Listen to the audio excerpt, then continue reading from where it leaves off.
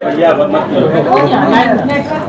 आज झारखंड राज्य की राजधानी रांची के इस प्रेस कॉल हॉल में उपस्थित देश के लोकतंत्र के चौथे स्तंभ तमाम मीडिया कर्मीगण, हमारे भाईगण, हमारी बहनीगण, आप सबों का अभिनंदन, स्वागत है। और आज के कॉन्फ्रेंस के माध्यम से, चूंकि कल से हमारा विधानसभा का सत्र आगाज होने वाला है, हमारे देश का लोकसभा का संसद का सत्र आगाज हो चुका है, तो ये हम लोग संदेश सबसे पहले देना चाहेंगे कि जैसा कि आज चूंकि ये शायद हमें लगता है कि अंतिम महत्वपूर्ण सत्र होगा, चूंकि इसके बाद चुनावी रंग में हमारा राज्य रंग जाएगा, तो इस राज्य की जिन उम्मीदों के साथ ये सरकार चुनने का काम की थी, जो उम्मीदें इन्होंने जगाकर हमारे वोटों को लेने का काम किया था, और हम लोगों ने एक बड़ी आशा और उम्मीद के साथ वर्तमान की सरकार को चुनने का काम किया था, क्योंकि उनके पास ये अंतिम अवसर है। अतः आज के आपके माध्यम से, क्योंकि हम लोग बचपन में एक स्कूल की दीवार में एक लाइन पढ़े थे, literature is the mirror of society, लेकिन मैं आज गर्व से का साथ कहना चाहूंगा कि उसमें मैं एक लाइन ऐड करना चाहूंगा कि media is also mirror of society. अगर मीडिया अपना काम सही से करे, मीडिया अपना काम निष्पक्ष होकर करे, तो शायद मीडिया भी कहीं ना कहीं सोसाइटी में जिस प्रकार हम लोग पढ़ते आए थे लिटरेचर के बारे में कि लिटरेचर मिरर होता है, मीडिया भी मिरर का कार्य करती है। तो आज मीडिया के माध्यम से, मीडिया को माध्यम बनाते हुए राज्य की सरकार को विधानसभा सत्र के ठीक पहले मैं ये संदेश देना चाहूंगा कि कृपया करके आप जिन मुद्दों के साथ आए थे, सबसे पहले उन मुद्दों पे आप ध्यान दें। आपके जो मुद्दे थे, जो कि अभी देख सकते हैं कि आप कुछ दिनों से लगातार सोशल मीडिया में एक मैंने तस्वीर लगातार वायरल हो रही है, जिसमें आपके जेपीएससी के विभाग नगर निगम का जो वैकेंसी है, जिसमें मैक्सिमम जो है बाहर के राज्यों को लिया गया है। वो चिट्ठी देखें तो आदरणीय मोदी जी, आप मेरा कहना यही है कि आखिर ये राज्य बना क्यों है। आज अगर हम विगत 2 वर्षों की बात करें तो सहिया लोग धरने पर बैठे हैं, पारा शिक्षक धरने पर बैठ के लाठियां खा रहे हैं, सहायक पुलिसकर्मी धरने पर बैठे हैं, रैयत माइंस के एरिया में कोलियरी में धरने पर बैठे हैं। तो इस राज्य के जो नीति नियम बने हैं, आखिर वो किनके लिए बने हैं? जब ये नीति नियम हमें लाभ ही नहीं मिल रहे हैं, तो इसीलिए सबसे पहले नीति नियम की बात होनी चाहिए। और इस राज्य की जनता को भी आह्वान देना चाहेंगे कि आगामी विधानसभा के चुनाव में जो इनके नीति नियम की बात ना करे, ऐसे लोगों को चुनने की आवश्यकता ना करे। आज देखिए ये सोशल मीडिया में काफी वायरल हो रहा है, हालांकि जो 60-40 कहते हैं, हमें लगता है 60-40 को फॉलो किया गया है, और भारत के कॉन्स्टिट्यूशन भी कहता है कि आप ओपन रखना होगा कि कुछ लोग आप पूरे देश से आमंत्रित होंगे। लेकिन मेरा कहना है कि जो सरकार है उन्हें एक वैकल्पिक मार्ग तैयार करना होगा कि ओपन कैटेगरी में भी से मैक्सिमम झारखंड के लोग आए। आपको ये मापदंड तय करने होंगे और इस पर कहीं रोक नहीं है। उदाहरण के लिए कुछ वर्ष पहले हमारे कुछ साथी अरुणाचल प्रदेश में एक बैंक का फॉर्म भरे थे, लेकिन उस बैंक में ये शर्त थी कि आपको उसका डॉक्यूमेंट जमा करने के लिए ऑफलाइन जाना होगा अरुणाचल प्रदेश। ना आप अरुणाचल प्रदेश जा सकते हैं, ना उस बैंक की फॉर्म को भर सकते हैं। तो ठीक उसी प्रकार हमारी सरकार जो भी चुनकर आती है, उनको इस बात को तय करना होगा कि आप किस प्रकार से एक रास्ता तैयार करते हैं कि यहाँ के नौजवानों को बेहतर अवसर मिले। हम आज 2 चिट्ठी लेकर आए हैं, क्योंकि आज इस राज्य को जानना होगा इन 2 चिट्ठियों का अर्थ को। एक चिट्ठी है, इस चिट्ठी को भी हम पढ़ते हैं। ये चिट्ठी आपका नगर विकास एवं आवास विभाग, जो कि आपका जेपीएससी है, इसमें जिनको नौकरियां दी गई हैं उनका नाम है अन्वेषा अदिति, वसुधा शर्मा, पल्लवी तिवारी, और ये झारखंड की हैं, राहुल गांगुली। ये कोई हरियाणा के हैं, कोई राजस्थान के हैं, कोई गुजरात के हैं, कोई महाराष्ट्र के। और एक चिट्ठी हम लेके आए हैं, क्योंकि इस चिट्ठी को राज्य को देखना होगा। और एक चिट्ठी है, इस चिट्ठी में नाम है मूर्ति देवी बिशुनगढ़ मुंबई। इस चिट्ठी में अगला नाम है कपिल देव महतो, रोहित साव, गोविंद मरांडी, ललित महतो, जीवन लाल साव। ये पिछले 6 महीना के हमारे प्रवासी मजदूरों की डेड बॉडी जो झारखंड आई। एक चिट्ठी हमारी साथ में है। ये चिट्ठी जिनमें 28 लोगों का नाम है, जिनमें 18 लोग हमारी नौकरियों को लूट के लेके जा रहे हैं और सरकार तमाशा देख रही है, बेचने का काम कर रही है। और इसी चिट्ठी में 16 लोगों का नाम है। यह प्रवासी मजदूरों की मौत का लिस्ट है। ये इसलिए झारखंड राज्य नहीं बना था। ये पीड़ादायक, हमें आप बार बार बाहरी भीतरी की बात करते हैं, ऐसी पीड़ादायक तस्वीर किसी राज्य की नहीं है। ये सिर्फ पिछले 2 महीनों की लिस्ट है। मैं तारीख पढ़ूंगा, 23 तारीख 7वां महीना 2024, 23 तारीख 7वां महीना 2024, 12 तारीख 7वां महीना 2024, 13 तारीख 7वां महीना 2024, 15 तारीख 7वां महीना 2024। तो हम मरने के लिए झारखंड पैदा नहीं हुए हैं। 40% खनिज संपदा हम लोग हमारी जमीन से निकल कर जाता है, हम प्रवासी मजदूर बन के जाते हैं। हमारी लाश कहां से आती है? मुंबई से कर्नाटक, गुजरात, मुंबई, केरल, हैदराबाद, पुणे, मुंबई, मलेशिया, गुजरात, तमिलनाडु, चेन्नई, हैदराबाद। ये चेन्नई और हैदराबाद की डेड बॉडी अभी घर नहीं पहुंची है।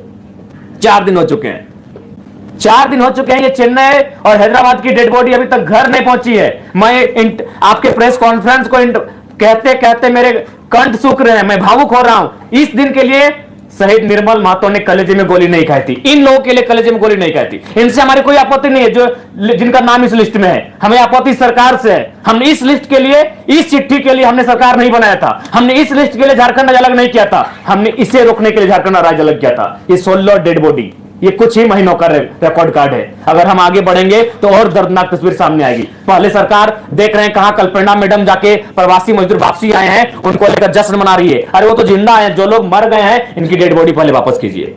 इनकी डेड बॉडी कैसे आएगी उस पर मंथन कीजिए, उस पर चिंतन कीजिए। नाम पढ़ दे रहे हैं, शिवा महतो, नवाडी, चेन्नई में उनका देहांत हुआ है 21 तारीख 7वां महीना 2024। भुवनेश्वर सिंह, नवाडी प्रखंड, सेम प्रखंड, हैदराबाद, 24 तारीख 7वां महीना 2024। ये 2 चिट्ठी हमारे पास है। अब ये 2 चिट्ठी देखकर राजवासी तय करेंगे कि कब तक आखिर हमारे भोले वाले राजवासी इनके झांसों में ठगे जाएंगे। एक चिट्ठी जिनमें 28 नौकरियों का जिक्र है, ठीक है, 60-40 अनुपालन हुआ है, ठीक है, ये बी ग्रेड की नौकरियां हैं। लेकिन आप जो अपेन टू ऑल है उसमें आपको कुछ रास्ते तैयार करने होंगे। जैसे गुजरात और उड़ीसा में हमारे कई साथी जब इंटरव्यू के लिए गए, उनको गुजराती और उड़िया भाषा में इंटरव्यू का पेपर दिया गया, उस भाषा में उनको इंटरव्यू का लेटर दिया गया। तो ये राज्य सरकार को सोचना होगा कि आप इस चिट्ठी को कैसे इस चिट्ठी को और इस चिट्ठी को कैसे आप सुधार करते हैं। ये नहीं होगा। इस चिट्ठी के लिए, इस पेपर के लिए झारखंड राज्य अलग नहीं किया था। हमने इस पेपर को समाधान करने के लिए झारखंड राज्य अलग किया था कि 40% खनिज संपदा देने वाला राज्य आज 2 महीनों में 16 प्रवासी मजदूर, उनका मृतक शरीर इस वतन में, इस प्रांत में वापस आता है। यह दुर्भाग्य का विषय है। तो इसलिए आज के हमारे प्रेस कॉन्फ्रेंस का उद्देश्य स्पष्ट है कि जो विधानसभा का सत्र जाएगा, 81 के 81 विधायकों को यही संदेश होगा कि आप कैसे यहां के नियोजन में, चाहे वो प्राइवेट सेक्टर हो चाहे वो सरकारी सेक्टर हो, मैक्सिमम झारखंड के लोग कैसे होगा, सदन में आप बैठे हैं, इस बात को आपको तय करना होगा। दूसरी बात, मैं माननीय मुख्यमंत्री से आग्रह करूंगा, देखिए एक कहावत है कि अपना अपना करो सुधार तभी मिटेगा भ्रष्टाचार। यदि आप अपना सुधार नहीं करेंगे तो आप लाख लोगों को बरगला लें, जब समय आता है तब आप अपने आप को आदिवासी का बेटा करके बच जाते हैं। लेकिन इस लिस्ट में आदिवासियों का भी नाम है। इसलिए सबसे पहले मैं आपको एक छोटी सी घटना कहानी आप पढ़े होंगे, एक वेद की कहानी है जो जड़ी बूटियों से इलाज करता था। एक दिन एक महिला अपने बच्चे को लेकर उस वैद्य के पास गई और वैद्य से कहा कि मेरा बेटा का तबीयत खराब है, इसका इलाज कीजिए। तो वैद्य ने कहा 2 दिन के बाद आइए। जब 2 दिन के बाद महिला अपने बेटे को लेकर वैद्य के पास गई तो वैद्य ने कहा कि इसे कहिएगा गुड़ ना खाए। तो वो महिला बहुत नाराज हो गई कि ये 2 दिन पहले भी ये बात बता सकते थे। तो वैद्य ने कहा कि आपके जाने के बाद मैंने पहले गुड़ खाना बंद किया। तो ठीक मुख्यमंत्री को कहना चाहेंगे, आप आदिवासी अगर हितैषी हैं तो पहले नेमरा गोला के अलावे जहां जहां आपका जमीन है आदिवासियों को वापस कर दीजिए, तभी आपको आदिवासी हितैषी कहेंगे। आप बोकारो में रखेंगे, जमीन आप दुमका में रखेंगे, आप रांची में रखेंगे, बिल्कुल। अगर आप सच में आदिवासी हितैषी हैं तो पेपर के पन्नों में नहीं और आपके भाषण में नहीं, आप आज से नेता बदलाव नहीं करेंगे। अगर नेता नहीं बदलेंगे तो ये राज्य नहीं बदलेगा। तो इसलिए उनसे हम पहले आह्वान करते हैं। और बाकी तो हम लोग विधानसभा के लिए तैयारी कर चुके हैं। विधानसभा में हमारी पुरजोर उपस्थिति होगी और उम्मीद करते हैं कि इस बार का विधानसभा का चुनाव उस उद्देश्य के साथ लड़ा जाएगा जिस उद्देश्य के साथ इस झारखंड राज्य को अलग किया गया था। और उसके लिए तमाम राज्य से हमें अच्छा समर्थन मिल रहा है, पूर्ण समर्थन प्राप्त हो रहा है, तमाम वर्ग के लोग जुड़ रहे हैं। अब एकेडमिक बौद्धिक लोग भी हमारे साथ जुड़ने लगे हैं और हम लोग उम्मीद करेंगे कि इस राज्य की बेहतरी के लिए एक बेहतर कार्य करके जाए। और बाकी आपके सवाल के लिए हम आमंत्रित करते हैं। नियोजन नीति को लेकर के और हेमंत सोरेन की जमीन को लेकर के आप निशाना साध रहे हैं, आपके पास क्या कोई आंकड़ा है जहां पे हेमंत सोरेन ने गलत तरीके से नेमरा के अलावे जमीन खरीदी? जी, एक सम्मानित प्रभात खबर में छपा था। हम लोग आखिर किसी सोर्स से ही बात कर रहे हैं।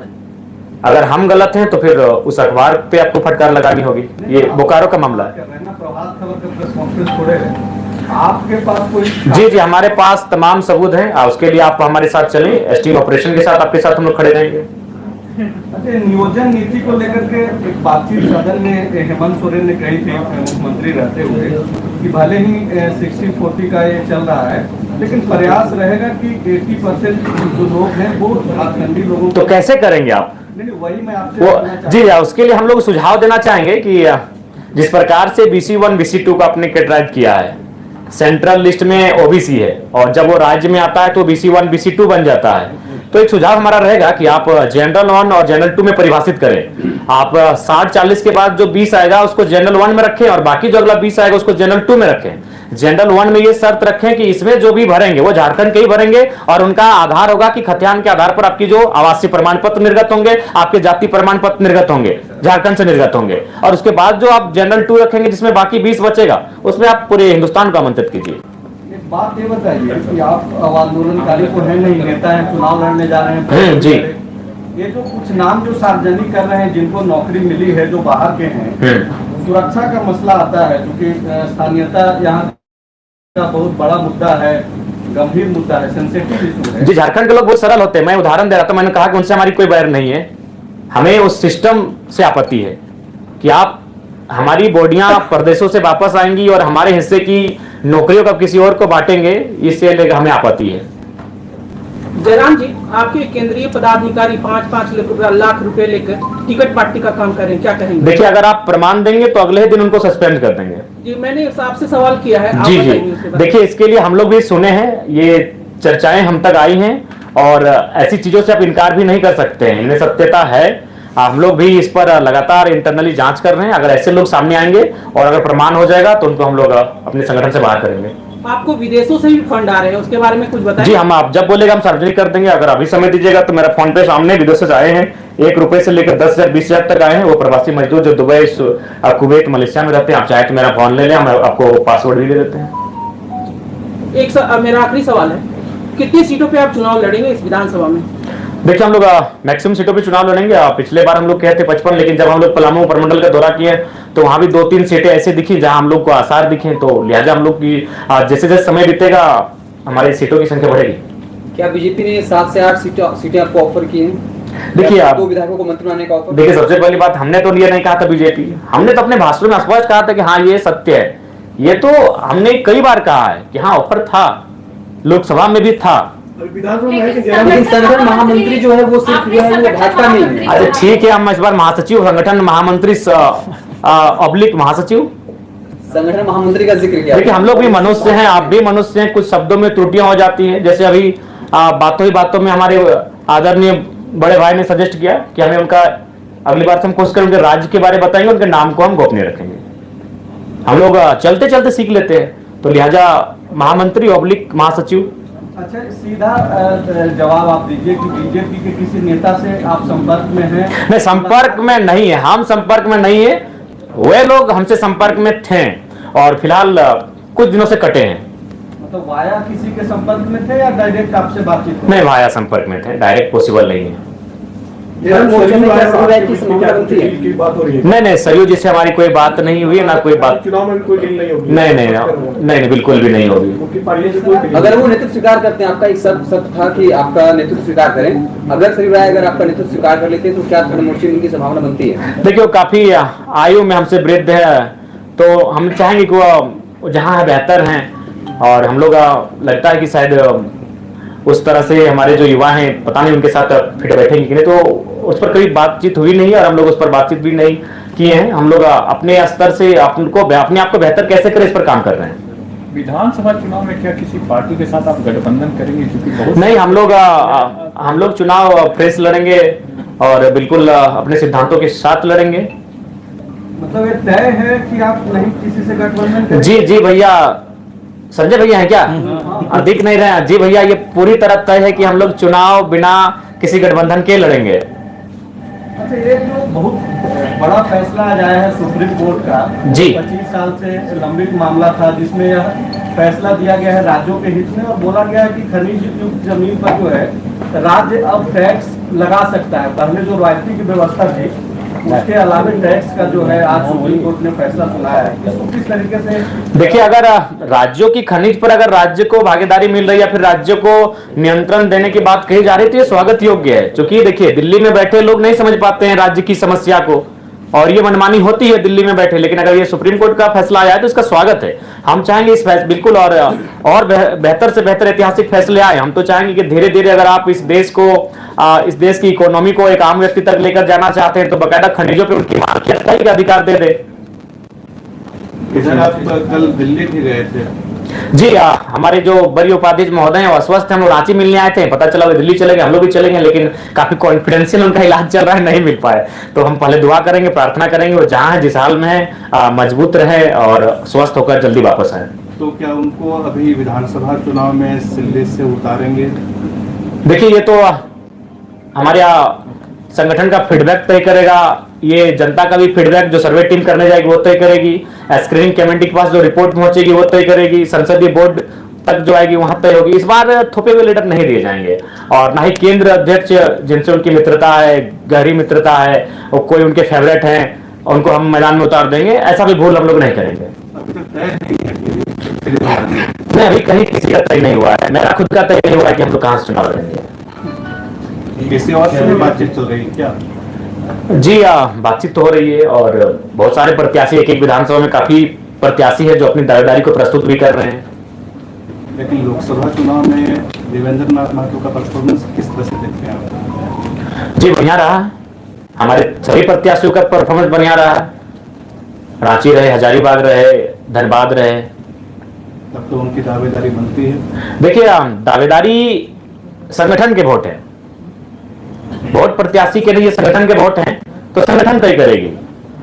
क्योंकि हम लोग जब ये चुनाव हम लोग नहीं लड़े तो उस समय ही हम लोग कहते कि संभावना बनेगी कि लोकसभा में जिनको अवसर मिलेगा, विधानसभा में थोड़ा सा, लेकिन कुछ चेहरे हैं जिनको रिपीट भी किया जाएगा, तो वो संगठन तय करेगी। वहां का जो फीडबैक सामने निकल कर रहेगा वो सारी चीज तय करेंगे। 28 तारीख को आप लोग बैठक कर रहे हैं अधिवेशन में, उसमें क्या कुछ अहम? जी, बहुत जो काफी फॉल्ट्स आ रहे हैं, त्रुटियां आ रहे हैं, दीदी ने भी शिकायत को सजेस्ट किया, तो ऐसी जो भी शिकायतें सामने आएंगी उनको सख्त हिदायत दी जाएगी कि अनुशासन में रहेंगे। अनुशासन अगर भंग होती है तो पार्टी उन पर कड़ी कार्रवाई करेगी। क्या अमित महतो आपके साथ आएंगे? बिल्कुल, देखिए, उनको लेकर हमेशा एक स्वागत का नजरिया हम लोगों टीम में रहा है। क्योंकि जब आंदोलन का स्टार्ट हुआ था, उन्होंने जेएमएम को छोड़ने का काम किया था, बाकायदा जो सरकार में है उस संगठन को, उस टीम को छोड़ने का काम किया था। तो मुझे लगता है कि अगर वो आते हैं तो उनके लिए हम लोग पॉजिटिव है। जयराम जी, आपके प्रत्याशियों की पहली लिस्ट कब आने की संभावना है? हमें लगता है कि इस महीने में, चूंकि सावन का महीना है, हम लोग खेती बाड़ी का महीना, झारखंड खेती बाड़ी का प्रधान राज्य है, तो खेती करते करते पहली लिस्ट आप सबके सामने होगी।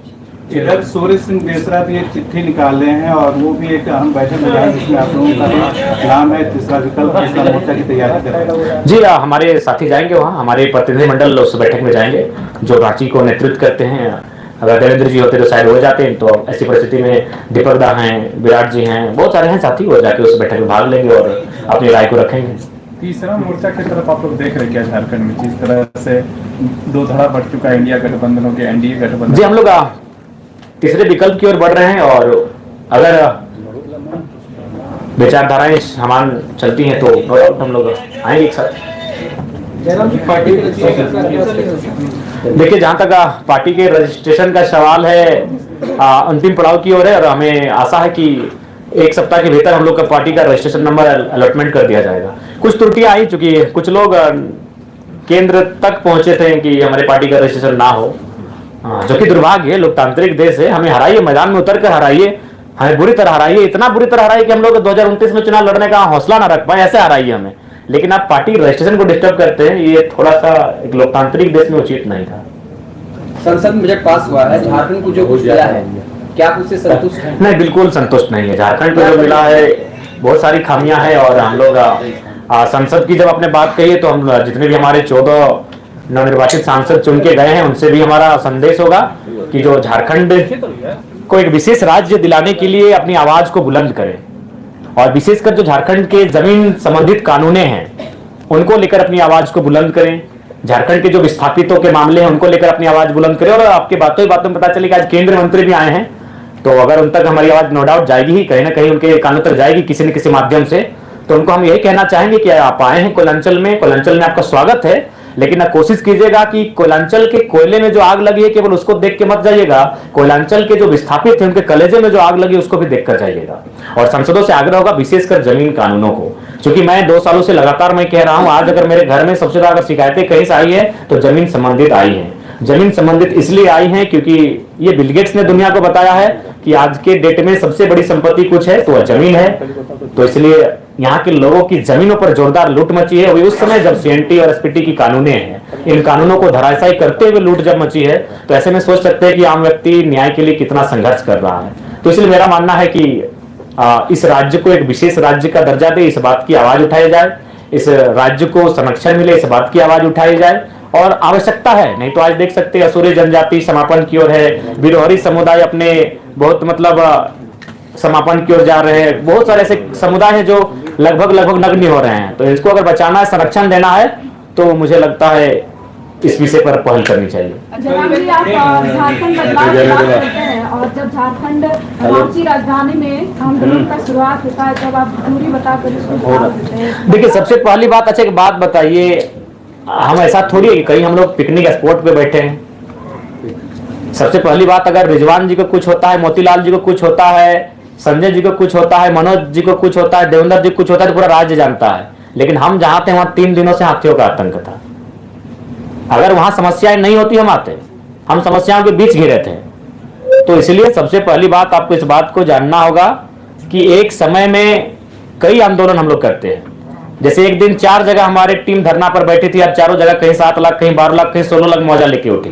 तो हर जगह जयराम महतो का जा पाना संभव नहीं है, हर आंदोलन को हम लोगों ने समर्थन किया है। तो संगठन इसीलिए होता है, आप किसी भी संगठन की बात कीजिए, क्या हर जगह आजसू या जेएमएम के केंद्रीय अध्यक्ष पहुंचते हैं? तो नो डाउट आज बीते 2 सालों में जनता की उम्मीद बनकर अगर कोई आया तो हमारा संगठन आया है। आप बगोदर का उदाहरण ले लीजिए, 21 दिन बाद मजदूर की डेड बॉडी घर पहुंची, लेकिन मुआवजा 5वें दिन पहुंचा था। आपने जैसा बोला कि हर जगह केंद्रीय अध्यक्ष नहीं पहुंच सकते, लेकिन जब उपाध्यक्ष को चोट लगती है हर कोई मिलने पहुंचता है, आप मिलने नहीं पहुंचे? बिल्कुल पहुंचे, दिल्ली तक पहुंचे, लेकिन काफी कॉन्फिडेंस रहा। और सुना ये भी कहा जा रहा है कि आपने देवेंद्र नाथ महतो को बाहर का रास्ता, पार्टी से बाहर का रास्ता भी, ऐसा आपको किसने कहा? इसमें कितनी सच्चाई? नहीं, बिल्कुल सच्चाई नहीं है। आप बाकी अगर कुछ लोग ऐसा माहौल बनाते हैं तो बड़ा दुर्भाग्य है। आगे एक बात बताइए, देवेंद्र नाथ जी आज कई वर्षों से आंदोलन कर रहे थे, आज हम लोग साथ गए, आज रांची सीट वो खुद लड़ना नहीं चाहते थे, हमने फोर्सफुली उनको रांची सीट लड़वाया कि वहां कोई चुनाव प्रत्याशी नहीं है हमारा।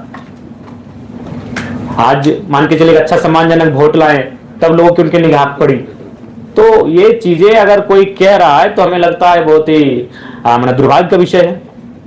कल बीजेपी के एक प्रतिनिधिमंडल ने इलेक्शन कमीशन ऑफ इंडिया से मुलाकात की और उन्होंने कहा कि झारखंड में जो है डेमोग्राफिक चेंज हो रहा है, बहुत सारे विधानसभा क्षेत्रों में अप्रत्याशित तरीके से वोटर्स बढ़ गए हैं। आपका क्या ऑब्जर्वेशन है कि वाकई में झारखंड में क्या जनसंख्या की परिवर्तन आया है? देखिए, संभावना है कि जो हमारे सटे हुए राज्य हैं, सटे हुए देश हैं, उनसे आए हैं आबादी, और हमें लगता है कि हमें उस विषय पर गंभीर होकर चिंतन मंथन करना भी चाहिए, क्योंकि सबकी अपनी अपनी सीमा है, सबका अपना अपना क्षेत्र है, अपने अपने भौगोलिक क्षेत्र में सबका निवास है।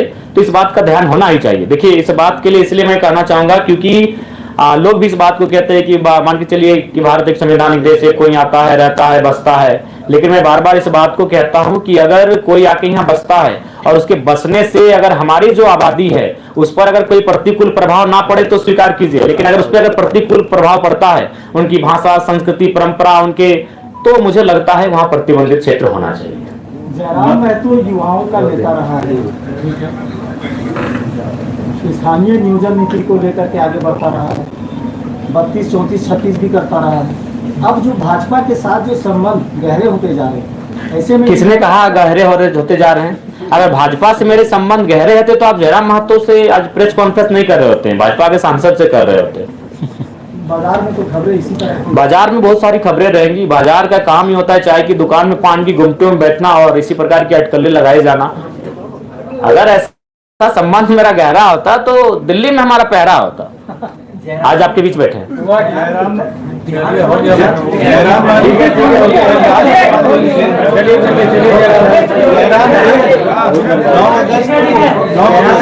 आदिवासी दिवस मनाया जाता है और आप हमेशा से शामिल करने के कर रहे हैं, तो विश्व आदिवासी दिवस को लेकर क्या तैयारी आप कर रहे हैं? बिल्कुल, हमारा संगठन चूंकि एक नया फलता फूलता संगठन है, नो डाउट हमारे संगठन में उसकी तैयारी है। बकायदा इस बार जो हमारा कार्यक्रम होगा वो कोल्हान प्रमंडल में होगा आदिवासी दिवस का। उस दिन हमारा एक बेहतरीन कार्यक्रम होगा, सभा भी होगा, तो उसकी तैयारी है।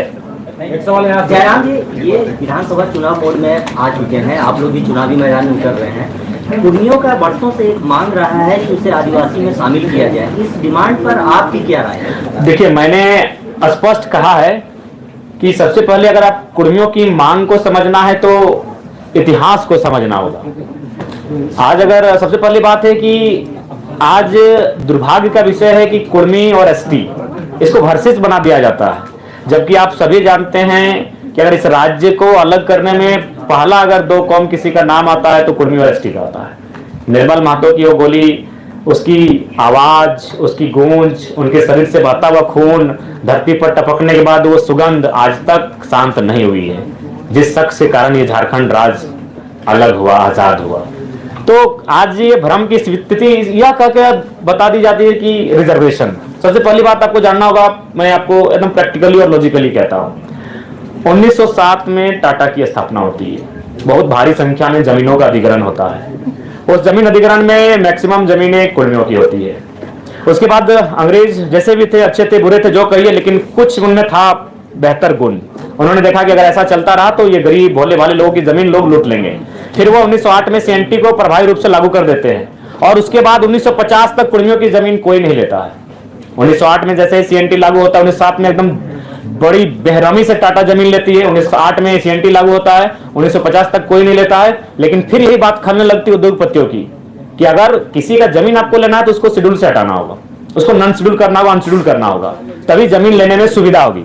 और 1950 में शायद दिसंबर का महीना या सितंबर का महीना उन्हें विदाउट नोटिफिकेशन के जैसे ही बाहर किया जाता है, 1951 में लगभग 50 कुर्मी गांव विस्थापित कर दिए जाते हैं एक झटके में। नाम होता है सिंदरी, जिसको आज हर्ल के नाम से आप जानते हैं। दौर शुरू हो जाता है, दौर का नाम आप बोकारो पहुंच जाते हैं, उस दौर में आप चांडिल डैम पहुंच जाते हैं, उस दौर में आप कोणार्क डैम पहुंच जाते हैं, उस दौर में आप तमाम कोलियरी पहुंच जाते हैं। और आज भी अगर आप विस्थापन को जानना चाहते हैं तो आप बिना कुर्मी को जाने विस्थापन को नहीं जान सकते हैं। 1907, 1908, 1950 नोटिफिकेशन से आउट होना, 1951 से सिंदरी प्लांट से ही तमाम एचईसी के भी अध्ययन कीजिएगा, कुर्मियों की जमीनें बहुत मात्रा में मिलेंगी। यानी एक बहुत बड़ी साजिश थी इनको शेड्यूल से हटाने की। अब देखिए, विवाद ये होता है कि ये कौम अगर यहाँ एंट्री करती है तो इससे आदिवासी जो कौम अभी यहाँ है, अच्छा उसके बाद लोग तर्क देते हैं पहले 32 थे अब 36 हो गए, बाकी जो 4 हैं किन्हीं ने अपोज नहीं किया, लेकिन इनको लगता है कि नहीं ये थोड़ा सा आबादी में ज्यादा है। तो मैंने बार बार कहा कि एक रास्ता तैयार कीजिए। भारत एक ऐसा देश है जहां पशु पक्षियों का अधिकार है। आज जंगली हाथी लगातार 10 घरों का हमारा रोज तोड़ रहे हैं, लेकिन फिर भी हम उनको कुछ नहीं कर सकते क्योंकि भारत का संविधान कहता है, भारतीय संविधान आर्टिकल 48 स्पष्ट कहता है वन्य जीव संरक्षण। तो जिस देश में जीव जंतुओं को जीने का अधिकार है, अगर ये कुर्मी कौम जो आज धराशायी होने को, आज जिसने इस झारखंड को बनाने के लिए अपना सर्वस्व दे दिया, आज अगर वो एक अपनी पहचान मांग रहा है तो एक विकल्प का रास्ता तैयार कीजिए कि विवाद ना हो। इसलिए मैंने जोर दिया कि 2016 से पहले ईडब्ल्यूएस नहीं था, एक नया कॉलम आया, देश ने स्वीकार किया, आप एक नया कॉलम लेकर आए, फार्मिंग ट्राइब्स, एग्रीकल्चर ट्राइब्स, कुछ भी नाम दीजिए, और एक नए कॉलम के साथ एक नया सुरक्षा उनको दीजिए, क्योंकि वो कौम खेतीहर है। आज झारखंड में पहली आबादी आदिवासियों की, दूसरी कुर्मियों की, फिर अल्पसंख्यकों की आती है। क्या आपको एक भी टॉप बिजनेसमैन का नाम है यार कुर्मियों का? थोड़ा सा ह्यूमैनिटी की बात कीजिए, छोड़ दीजिए इस विवाद से, थोड़ा बाहर आते हैं, मानवता के नाते थोड़ा कुर्मियों की बात कर लीजिए। एक भी बिजनेसमैन को आप जानते हैं? रांची के एचईसी कुर्मियों की जमीन में, हिंडाल्को कुर्मियों की जमीन में, घाटो कुर्मियों की जमीन में, तमाम जो केदला, मोरपा, जो मांडू और रामगढ़ का कोलियर, ये सब कुर्मियों की जमीन में, क्या एक भी आप टॉप मोस्ट बिजनेस टाइकून को जानते हैं? नहीं जानते, क्योंकि उसका संबंध खेती से रहा है। तो वो अपने खेत को मांग रहा है, उनके खेत को दे दीजिए, कोई विवाद नहीं होगा। वो अपने खेतों का संरक्षण मांग रहा है। और एक बात में आप बताइए, ये तब आप इस माहौल को तोल देते हैं जब हमारा कौम डोमिनेटिंग होता, आबादी में हम दूसरे नंबर पर हैं, कल की बात करेंगे तो पहले नंबर पर हैं, उसके बाद भी हमने एक भी हमारा व्यवहार बताइए डोमिनेटिंग का, जबकि हमारे साथ तो साजिशें आज भी हो रही हैं। उदाहरण के लिए इंद्रजीत महतो, उदाहरण के लिए जगन्नाथ महतो, इस कोरोना काल में 2 ही नेता डैमेज में, दोनों कुर्मियों के बेटे क्यों भैया? क्या कभी मीडिया ने सवाल किया? क्या आपने कभी चिंतन किया? कसम खा के बोल रहे, इसके पीछे भी रीजन यही है कि कुर्मी के बेटे थे। हम तो साजिशों के शिकार आज भी हो रहे हैं, इसलिए आपसे हम पूरे राज्य से भी अनुभव करेंगे कि ये जो जिस दृष्टि से आज हमें देखा जाता है उस दृष्टि से ना देखें, हम साजिशों के शिकार आज होते हैं। जगन्नाथ बाबू तो नहीं रहे, उनकी आत्मा को शांति मिले, इंद्रजीत बाबू स्वस्थ होकर वापस आए, हम ये प्रार्थना करते हैं। और किस पर लगा रहे हैं? ये बहुत बड़ा आरोप। ये नहीं, आरोप हम किसी पे नहीं लगा, नहीं, साजिश है। किसने साजिश? साजिश है। आप उस पर टीम बनाए, टीम गठन करें, साजिश पर पर्दाफाश करें। सुधीर महतो डिप्टी सीएम रहते हैं, रसगुल्ला खाते हैं और मृत्यु को प्राप्त कर जाते हैं। विनोद बिहारी महतो झारखंड के पुरोधा महानायक, ट्रेन में बैठकर जाते हैं संसद भवन, उनके शरीर का रंग नीला पड़ जाता है, लेकिन कोई जांच की मांग नहीं उठती है, उनके शरीर का पोस्टमार्टम तक नहीं किया जाता। आज उनका भाई जिनता, उनका इंटरव्यू ले लीजिए, उनका शरीर का रंग चेंज हुआ था कि नहीं हुआ था। अरे हम तो आज भी साजिशों के साथ हैं भैया। अलग झारखंड के राज्य के समय तो जो कत्ल हुआ था वो हुआ ही था भैया। हम आज भी, इंद्रजीत महतो उसका प्रमाण है, उसका एक ही कसूर था, बेचारा कुर्मी का बेटा था। अगर वो नहीं होता तो इलाज भी होता तगड़ा और आज बहुत कम समय ठीक होके आ जाता। हालांकि हम अभी भी प्रार्थना करते हैं, आप भी प्रार्थना कीजिए वो ठीक होके आए। तो हमारे साथ भैया साजिश आज भी हो रही है। जब भी झारखंड का टॉप लीडर का मर्डर हुआ है तो याद रखिए वो कुर्मी का बेटा होता है। सांसद Sunil Mahato, central president of Jharkhand Mukti Morcha निर्मल महतो, कितने नाम गिनाए। तो इसलिए हम चाहते हैं कि हमारे कौम को लेकर जो दृष्टि बनाई जा रही है थोड़ा सा उसको पॉजिटिव बनाया जाए। हमारी लड़ाई संरक्षण की है, आप हमारी जमीनों को, हमारी भाषा को संरक्षण कर दीजिए, कोई विवाद नहीं रहेगा। ये नौकरियों की लड़ाई नहीं है। जमीन के संरक्षण के कुर्मी को सीएनटी में डाला, नहीं, सीएनटी के बावजूद अगर आप उस शेड्यूल से को हटा देते हैं ना तो प्रभाव कम हो जाता है। सीएनटी तो है, आदि छवि रंजन जैसे आईएएस पूरा लूट के चले जाते हैं। सीएनटी के साथ अगर शेड्यूल में होते तो आसानी नहीं होता जमीन अधिग्रहण करने का। क्योंकि हम पिपरवार गए थे, वहां के जो पदाधिकारी, उनसे बात हुई कि अब 12 गंजू परिवार का जमीन आता है, 12 को जॉब देना हो, क्योंकि इनका अलग ही कानून है।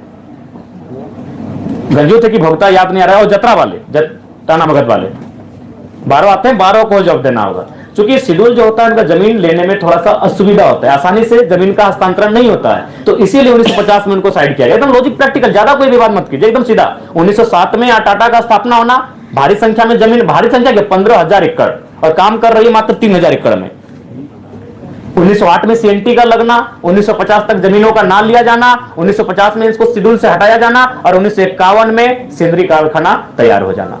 बस सिलसिला शुरू। 1958 में, 1964 में, 1972 में, 1986 में वो सिलसिला शुरू। तो ये जो डिमांड है वो संरक्षण का है। हम लोग अगर गवर्नमेंट में आते हैं, क्योंकि भारत देश जहां आर्टिकल 48 ए कहता है जीव जंतुओं की रक्षा करना, तो हम लोग जरूर इस पर एक नया कॉलम, एक नई तरकीब लेकर आएंगे, ताकि विवाद का भी समाधान हो जाए और उनकी मांग को भी एक आजादी मिले, एक समर्थन मिले। आखिरी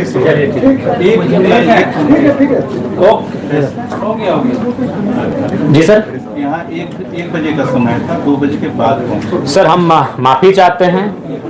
एक्चुअली मौसम खराब था और सेहत भी खराब। चलिए धन्यवाद। सेहत भी खराब है, चलिए धन्यवाद।